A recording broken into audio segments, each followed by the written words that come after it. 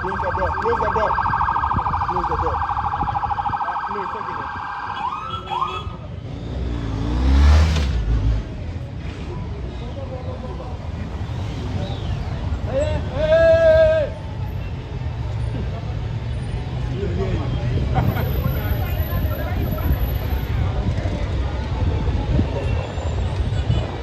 If you cross, go back.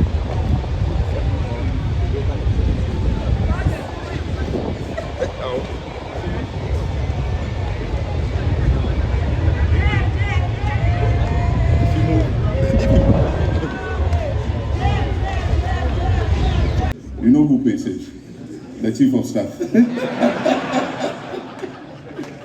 So my comrade is launching his book. I can afford to be generous because the chief of staff will pay. So I'll buy the first copy for 200,000.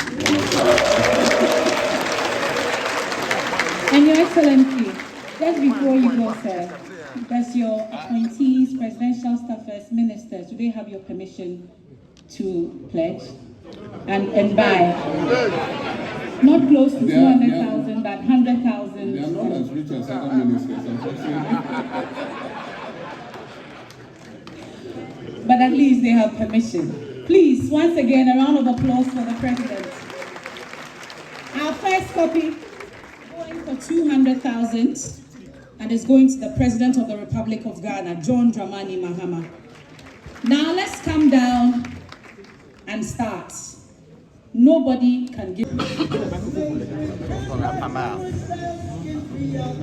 You know,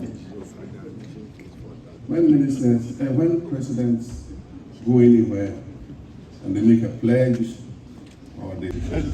How many copies more? 8 more copies. I'm looking this way and looking that way. And they say Haruna Idris, but Miss Watienchi is also here. Okay. Education Minister, you're buying for the students, pardon? The President is here.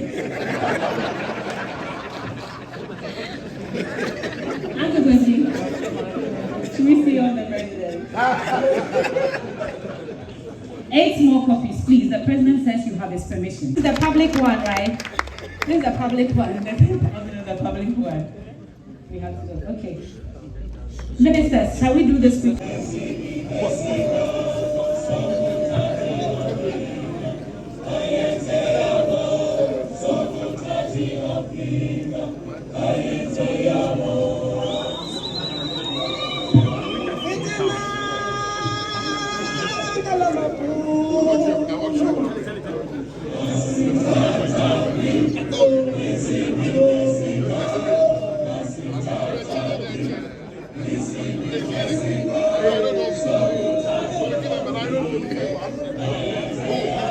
We haven't closed yet. We're only seeing of His Excellency.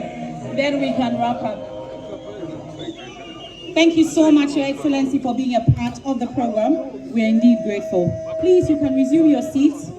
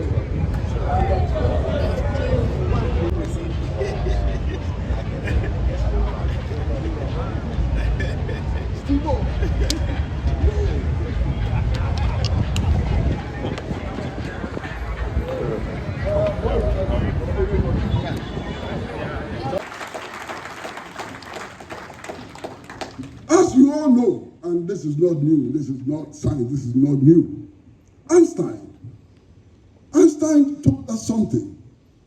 Einstein told us that if you do the same thing repeatedly and you expect a different outcome, you are fit for the asylum. So if you go to the IMF 18 times and still your economy is in this state and you want to go to the IMF, please call the psychiatrist. There's a problem here.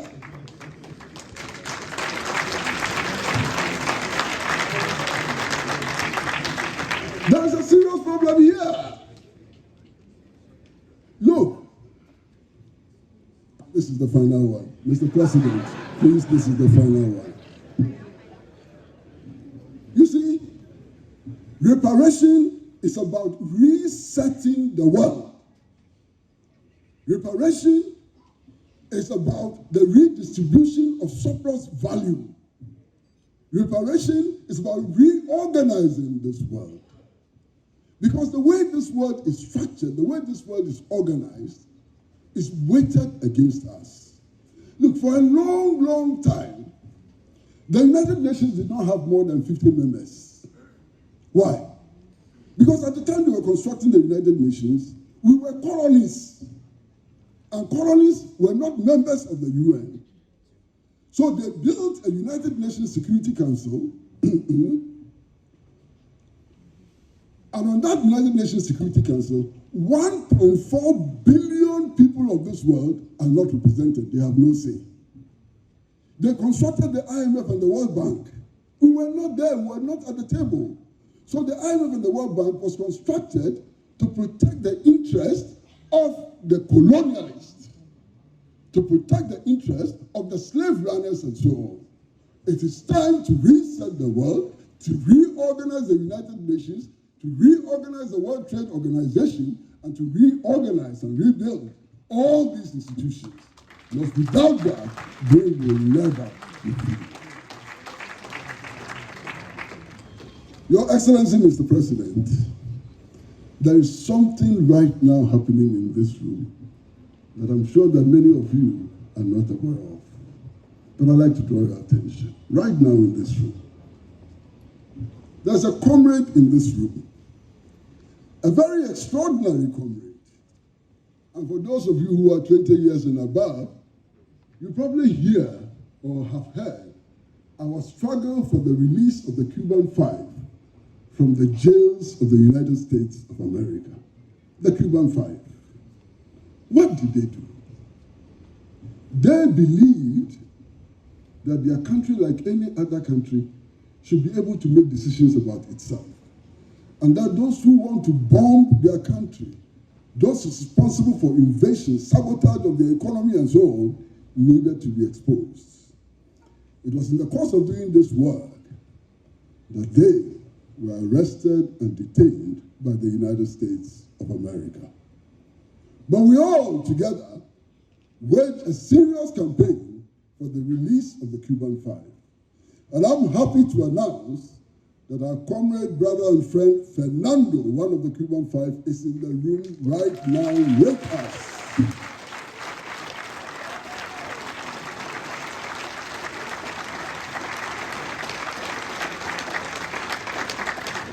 Fernando is a Cuban national hero, and we are so very proud and honored that he has joined us to launch this book. Fernando, you're welcome to Ghana. Thank you very much. Your Excellency, thank you.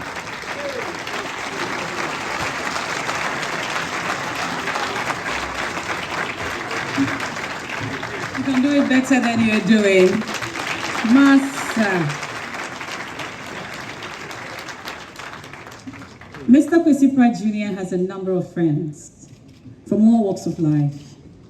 Young, old, middle-aged. John Dramani Mahama. With a standing ovation and a round of applause, please.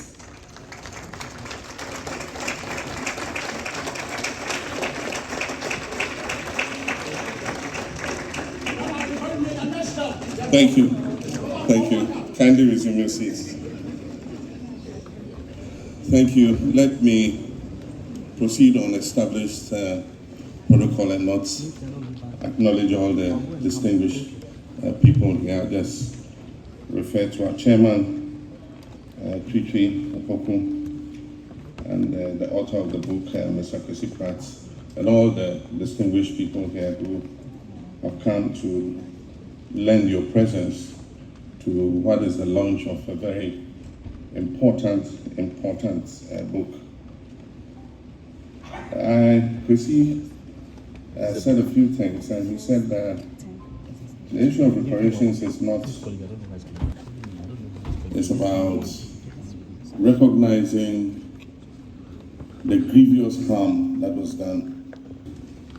What I didn't tell him was that his fufu had fallen into my soup. Because from 2023, I got an invitation to Nova Scotia. Why I was invited, I didn't really understand. But it was a conference of African universities studying reparations. And so in 2023, that's where my interest in the issue of reparations was ignited. And so he didn't know I was stepping on the stone when he came and said, "Can you write the foreword for my book on reparations?" Of course, I was gradually becoming a scholar myself on the issue of reparations, so I gladly accepted. And I had come back from that conference with loads and loads and loads of studies on reparations. So it made it very easy for me to just belt out to pre-launch the book. We ordered some copies, and I very happily distributed it amongst my fellow presidents. What I have to admit to him is that because I couldn't find him in office absence when I distributed the book, they asked for an autograph, but the author wasn't there, and so they say, "I autograph on your behalf."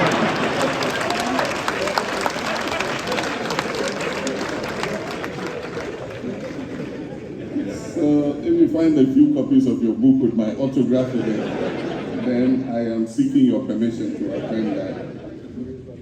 He referred to Sarah Batman, and he talked about a woman with significant backsides. I'm sure we all have sisters and wives. I can particularly testify.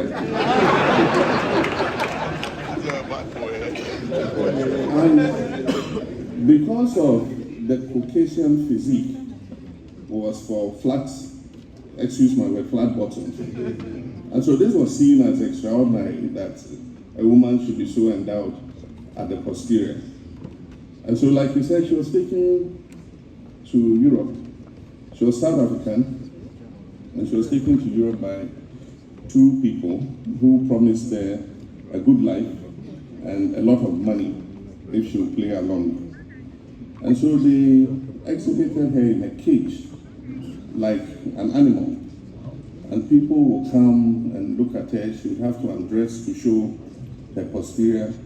And people will come and look at her and laugh and jeer and do everything.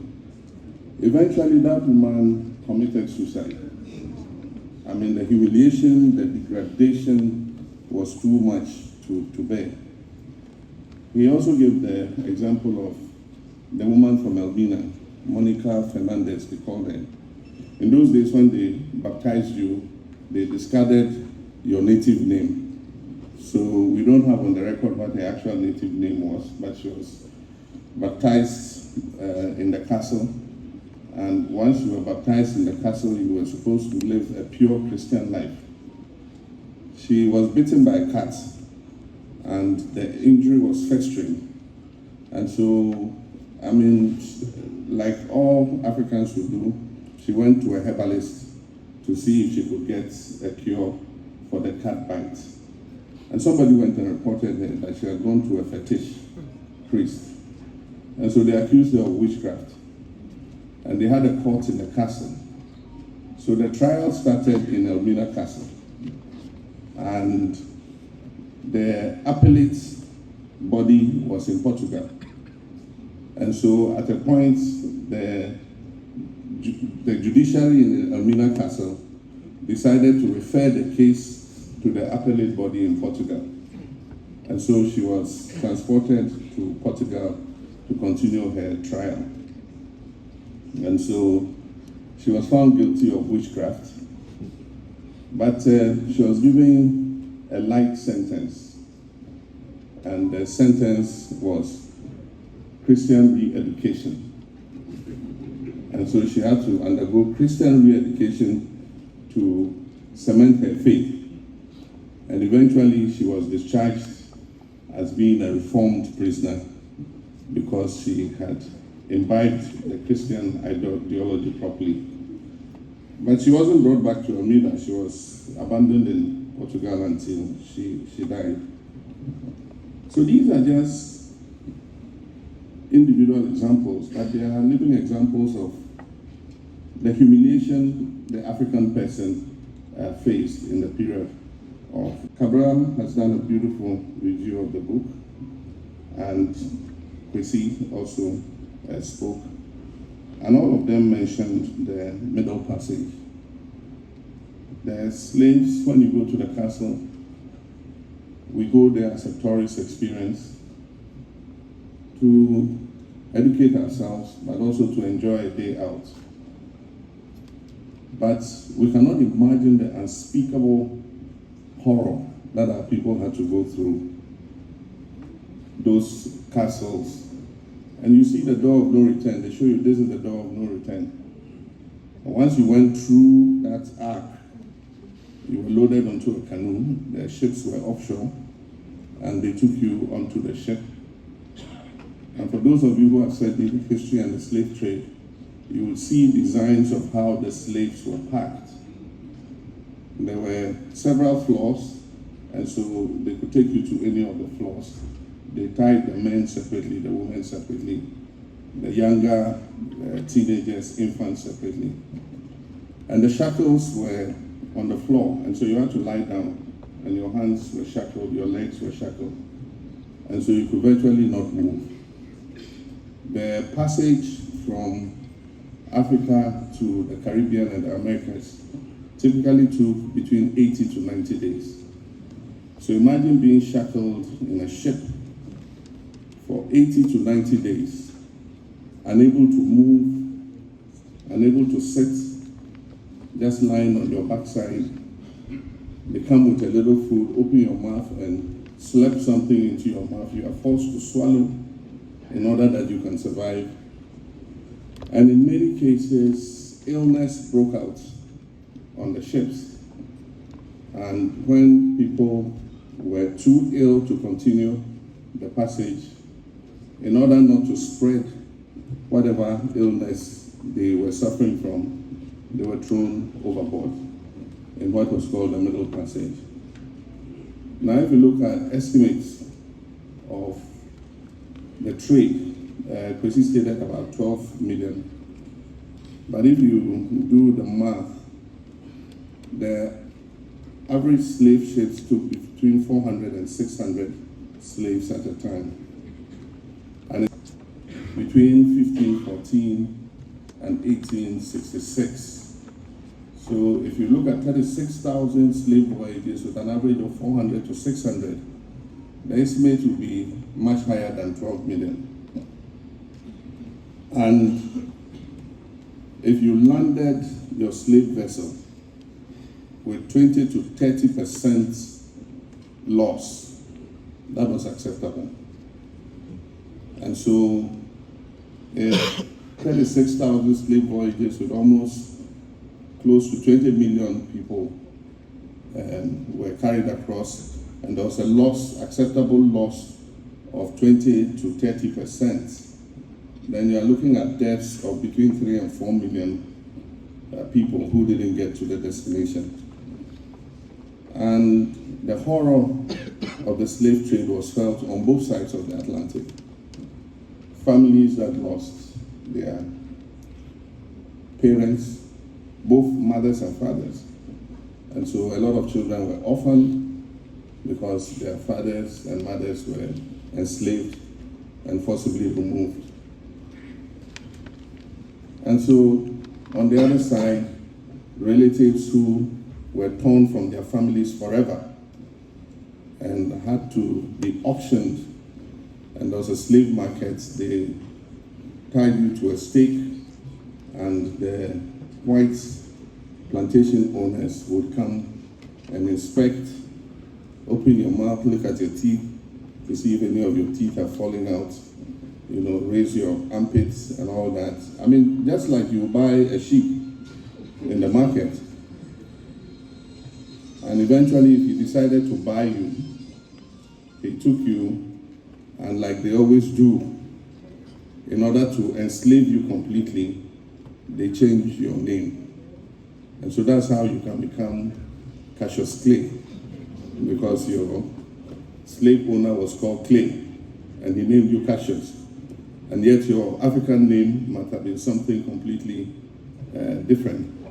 For those of you who have watched Roots, you remember Kunta Kinte, when they tried to force him to change his name. So these are a few more details of the slave trade and the issue of reparations. And I think that Kwesi's book is a very important contribution to the struggle for reparations, not only, like he said, in terms of monetary compensation, but also in terms of making people remember that history.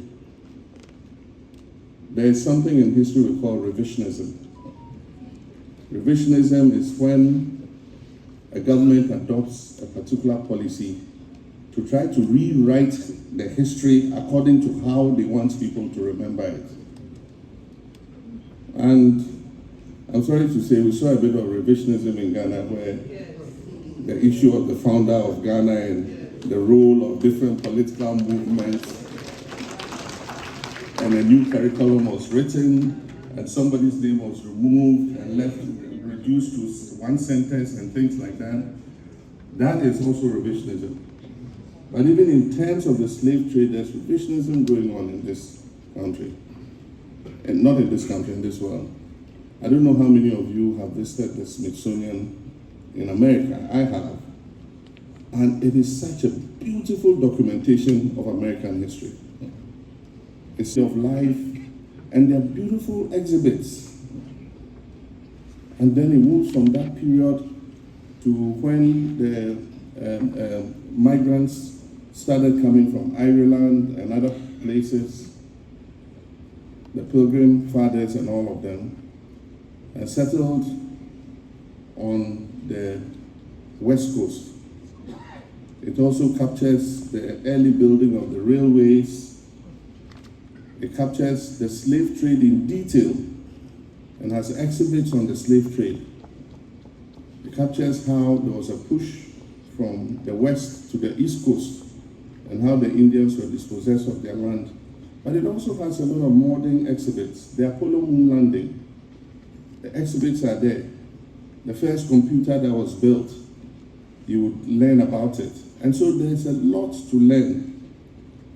And if you have been following the news, recently somebody said, the Smithsonian has too many negative stories. That is revisionism. And so if you go to the Smithsonian, you come out depressed. But that is your history. That is the truth. But of course, that is a way of attacking the Smithsonian and saying that, okay, take some of those adverts that are negative of America so that we can go through and see a happy story and we live happily ever after America, you know, and that is the intent of, you know, going at the Smithsonian. And it's not only the Smithsonian, you know, Black African Month and all that are all under attack by a new group who say they are tired of being politically correct. And so they must be left free to express their racist views. And so all these are happening. And so The reparations movement is being resisted. And like Kwesi said, we all saw the genocide. It was horrible. And I've watched documentaries on Auschwitz and how people were led like cattle into the gas chambers. And they were giving a different story that they were going, to be employed and paid and, to have a nice place to stay as business. And yet, the people running the camp knew that you were packing them into a place to gas them and kill them. Women, children, men. That was horrible. But like it was said, it's documented that 6 million people were affected. The slave trade was almost twice that. And so,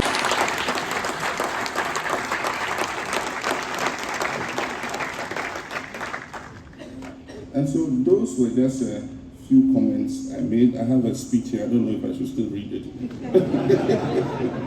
But I guess I should for the record. So here goes. This evening's gathering is both solemn and celebratory. Solemn because the subject matter, reparations, compels us to reckon with the unfinished business of history. Celebratory because we are here to honor the tireless scholarship and activism of Mr. Kwesi Pratt Jr., who has gifted us this monumental work. The title of the book itself, Reparations, History, Struggle, Politics, and Law, captures the breadth of the challenge before us. Reparations are not simply about money. They're about truth. They're about justice. They're about healing and the reordering of the global system that has for centuries been built on the exploitation of Africa and her people. May God bless Africa, may God bless Ghana, and I have the privilege to launch the book, Reparations, History, Struggle, Politics, and Law. Author, Kwesi Pratt Jr.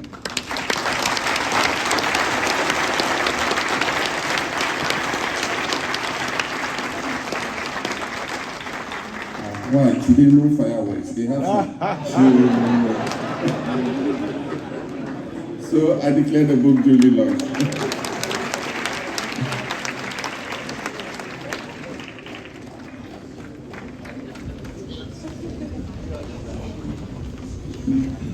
I was hoping the band would at least give us a drum roll or something, because no fireworks today. Thank you so much, Your Excellency. I think we can have our seats now.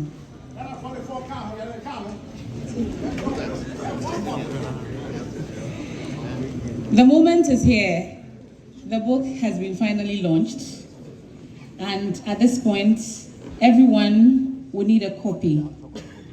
And so I'm bringing up the first 10 copies, nicely packaged. Please, can we bring the first 10 copies? Excellency, I see your ministers here. I see the education minister, and hopefully we are hoping that this book is a public one, right? This is a public one. This is a public one. We have to do. Okay. Ministers, shall we do this quickly?